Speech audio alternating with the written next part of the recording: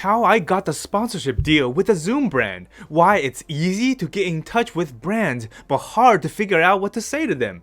I will show you how to prepare for your sponsorship interviews, how to convince them to work with you by offering them exactly what they need. Here is how I got the sponsorship deal with the Zoom brand. Opportunities will come when you least expect it. The question is, will you be ready? If someone hands you the contact person of a brand that you really want to collaborate with, will you be ready to speak with them? Well, by the end of this episode, you will. Even if the person who hands you this opportunity is your mom. Ever since the quarantine, schools around the US started shutting down. My mom is a professor at a college, and yep, her school shut down as well, and now she has to move everything online. Because she is the head of the modern language department, she was approached by a marketing representative from the Zoom company. Zoom, just in case you didn't know, is a video conference software used by schools and businesses to host lectures and meetings. During the COVID-19 pandemic, the company grew so much that they became the most downloaded app, beating Google Hangouts and TikTok.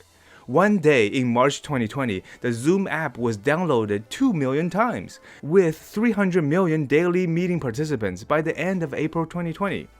After test driving their software and finding it user-friendly, my mom started working with the Zoom representative to host her online class lectures. Here is her showing my cat to her online students during one of those lectures. During one of her meetings with the representative, she told him that her son, which is me, was an influencer and might be able to help them promote the Zoom brand on social media. The representative was interested and agreed to speak with me about a possible collaboration. Now I know what you're thinking. June, you got the sponsorship deal because of your mom. She got you the marketing person's contact information and you got the deal because of that. Let me share a secret with you that will help you understand how sponsorship deals work. I have been working in this industry for over a decade, and I can tell you that getting in touch with the marketing people of a brand is not difficult. I got a chance to work with Target because I found their marketing contact information on their corporate website. I contacted their press department and started a conversation. I got a chance to work with Under Armour because I struck up a conversation with Under Armour's smaller Thailand branch from a direct message I sent them. My friend Michael, you remember from the last episode, got a sponsorship deal with a gym because he simply walked into the gym and found a manager. And my student Kelly got a deal to stay in the Sunset Del Mar Resort in Costa Rica for free because she found the hotel's Instagram page and started a conversation in one of the photos' comment section. Finding and getting in touch with the marketing people of a brand is not hard, but what you say during the conversation might be. Just what do you say to them once you have their attention? What do you say in the conversation to convince them to work with you and pay you and give you free stuff? Okay, let's get back to the Zoom deal. Before I spoke with the marketing contact that my mom gave me, I did research to prepare for the interview. You see, getting a sponsorship deal is like applying for a job. If you want the job, you have to do research to prepare for what you're going to say during the interview. Makes sense, right? This is how you can prepare. Step 1. You need to find the brand you want to work with on Instagram and evaluate their presence. Step 2. You research on Google how the company as a whole is doing. And step 3. From the information you gather, you come up with a few things you can offer them if they decide to work with you. Okay, let's break this down and start with step 1. Find the brand on Instagram and evaluate their presence. We are basically looking for strengths and weaknesses of their account on Instagram. This is Zoom's Instagram page. What's their strength? They are verified with a blue tick. It makes their account more official. Okay, what else? Actually, that's pretty much it. You can see here, Zoom is a $42 billion company, and yet their Instagram account is rather mediocre. They only have 35K followers. Their bio is just a description of their service, nothing that explains why their product is different or unique from others. They only have a total of 35 posts. Their account is pretty new. As you skim through it, the posts look random. It doesn't tell you a cohesive story of what their brand is about and why you should care. It looks like bits and pieces of things just thrown up there. That's why they are also getting poor engagement. For someone with 35,000 followers, it's interesting that they are only getting about 447 likes, 267 likes, and 365 likes on their photos. Now, this is not an episode made to criticize Zoom's Instagram account.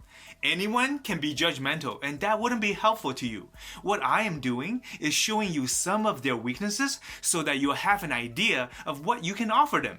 Now, check this out. They post short tutorials that get about 7,000 views. But when they post user-generated content, especially entertaining ones like this CGI baby created by someone else, they got 12,000 views. Do you know what this means? Their account is lacking content, interesting, inspirational, and entertaining content, and they are absolutely hungry for it. Okay, this is step 1.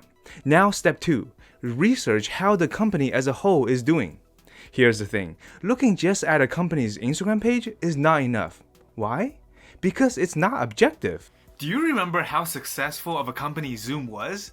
How they were the most downloaded app with 2 million daily downloads or 300 million daily meetings, or how their company is worth $42 billion? Well, I dig deeper and guess what I found? One company, Zoom, it's facing a backlash over a series of security and privacy lapses. Google is banning the popular service from its employees' devices, citing security vulnerabilities. The Hill reports Google bans use of Zoom on employee computers due to security concerns. CTV News reports not a safe platform. India bans Zoom for government use.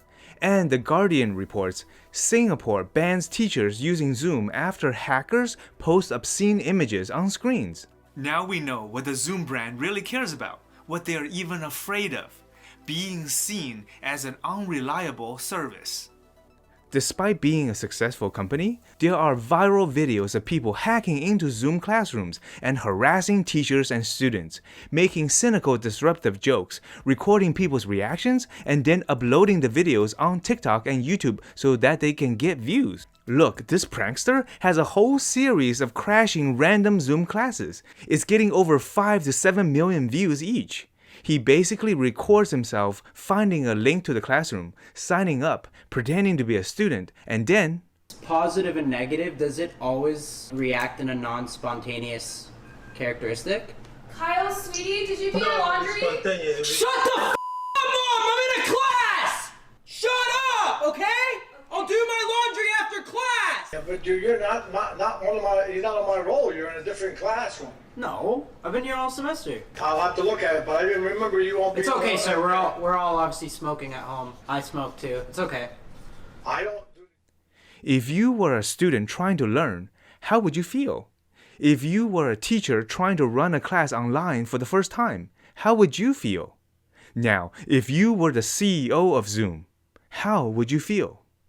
There, that's it. Now you know how to speak to the Zoom representative during a conversation. You now know what to offer them because you understand what they're going through. I explained to the marketing person that I understood how important their public image was. My approach to content creation is positive with lighthearted humor.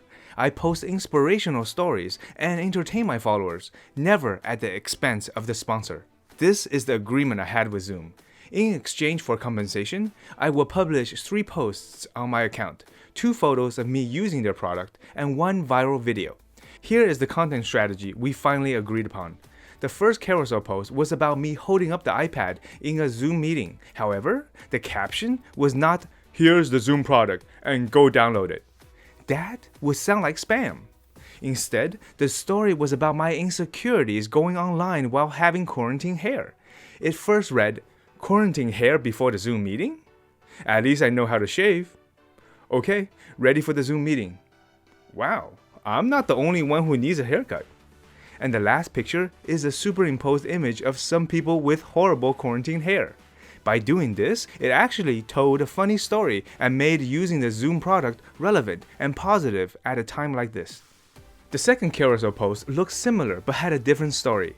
I told Zoom that people enjoy seeing how things are made, how we made this ad. That's why I got a behind the scenes photo from the photographer doing the photo shoot and told this story. It started with the final product, and then it read, "I feel so lonely pretending to talk to people not really there. Can't wait for this ad to be published, so I'm talking to people for real." I also made the caption meaningful and told everyone that I understood how it felt to be lonely during quarantine. This post helps to humanize the Zoom brand and reminds people why brands like Zoom exist, allowing us to stay connected with our friends and family. And finally, the third post was a 3.5-minute collection of the funniest viral videos having to do with video conferencing. Because I knew Zoom was very sensitive about the negative publicity that they were having, I made sure that the collection was lighthearted and positive. It wasn't as easy as I thought collecting these videos. Many of the viral videos on the internet about video conferencing were making fun of Zoom, and those videos obviously could not be used. So after watching hours of video, I finally came up with this 3.5-minute compilation and submitted it to the Zoom marketing representative for approval. Once it was approved, I posted it. And I have to say, I was quite surprised by the result. Even though I was limited by what I was allowed to collect, it did better than my viral video about the toilet paper memes and the quarantine memes. And it made sense. My followers and visitors felt it was relevant and entertaining to what I was sharing about the Zoom brand, and they felt like they were part of a video conference adventure and enjoy seeing these posts show up on their feed. I gave the Zoom brand what they were looking for at a time like this: positive publicity. And that's what you need to do as an influencer. Tell sponsors you have the ability to bring your followers into your world and create an interesting story for the brand you are promoting. I would have never known what to say or come up with those lighthearted and humorous content for Zoom if it wasn't for the research I did on them. I did research to figure out what their company was looking for, and I presented what I could offer them based on what they were looking for. Okay? Let me know if you have any questions. And alright, on to the next sponsorship deal.